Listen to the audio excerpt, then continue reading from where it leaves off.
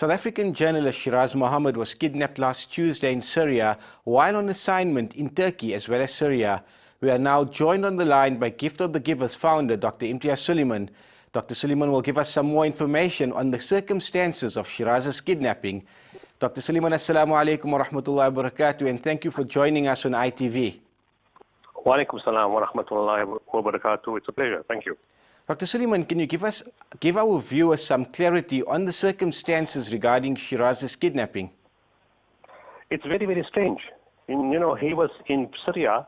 He's a renowned photojournalist, been to 12 countries last year, and he likes to record the difficulties of people.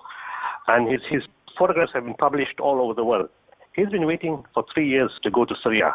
But every time he called us, we said, no, it's too dangerous for you to go. And unless we go for a team, we can't take you in.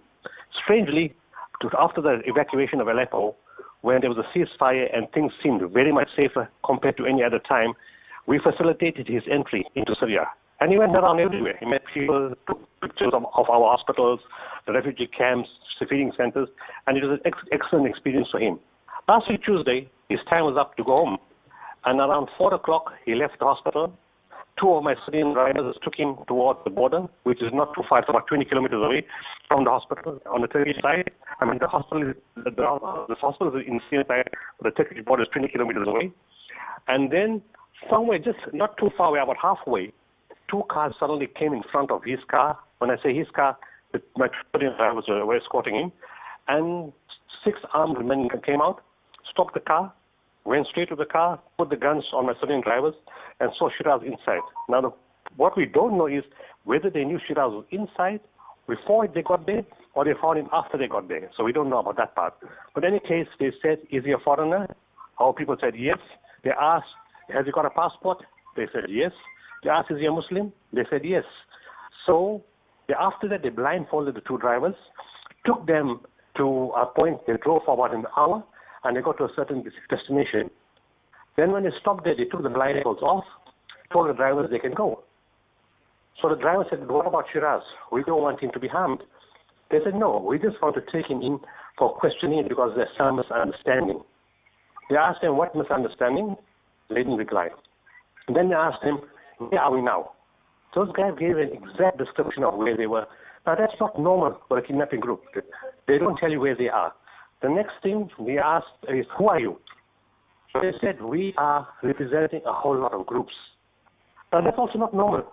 A kidnapping group will tell you specifically, we are this group or that group or the other group. We've taken this man because we want ransom, we want $1 million or whatever. They didn't say anything of the sort. They just said, we're taking Shiraz to clear a misunderstanding, and in the next 2 days, we will bring him back to the hospital. You may leave now. And that's where it stopped. Dr. Suleiman, what are the Gift of the Givers doing right now regarding Shiraz's potential release? Well, first of all, we need to negotiate with who's holding him. Until we find who they are or until they contact us, we can't really talk to anybody. So in the process, we have to try to find them. And one of the ways of doing that is to create a massive awareness inside Syria that a South African is missing, that this is his picture, he was taken at this point. Has somebody seen him or may have some idea who has taken him?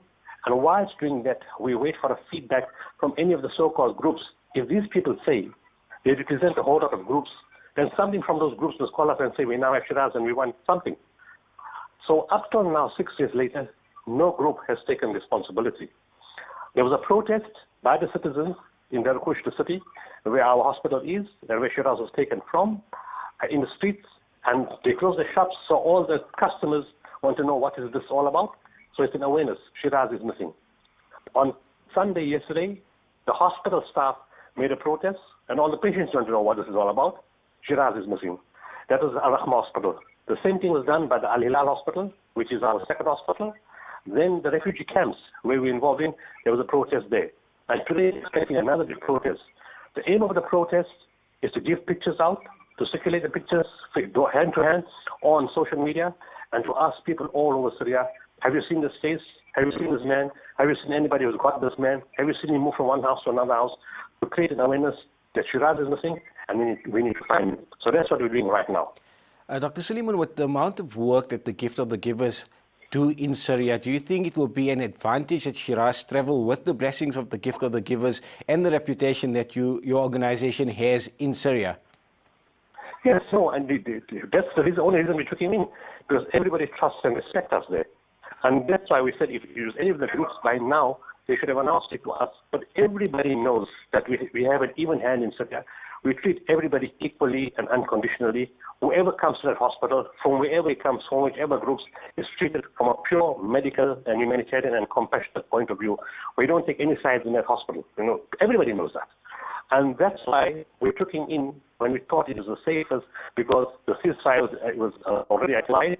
And the best thing is that route that we used has never had an incident in 4 years. Our ambulances travel on that route every day, taking patients from our Al-Rahma hospital to the Turkish border to move them to Turkish government hospitals when we can't manage those patients on our side. So to us, it was the best time to take anybody in and the safest time to take anybody in. That's why we can't understand why he's disappeared and who has taken him, and for what reason, because no group has interfered with us. Dr. Suleiman, has any help been forthcoming from the South African or Syrian government regarding Shiraz's kidnapping? I was in contact a little while ago with the South African government this morning. We were working together, with both international relations and state security. And whatever information I have, I'm passing on to them. They will use that information to use their own channels for the different governments who have a role in Syria to see what they can do. So yes, we are totally with each other. In terms of the Turkish government, one of our representatives is right now just awaiting the meeting with the Turkish governor, that controls the province at where the border is located, from which Shiraz is great.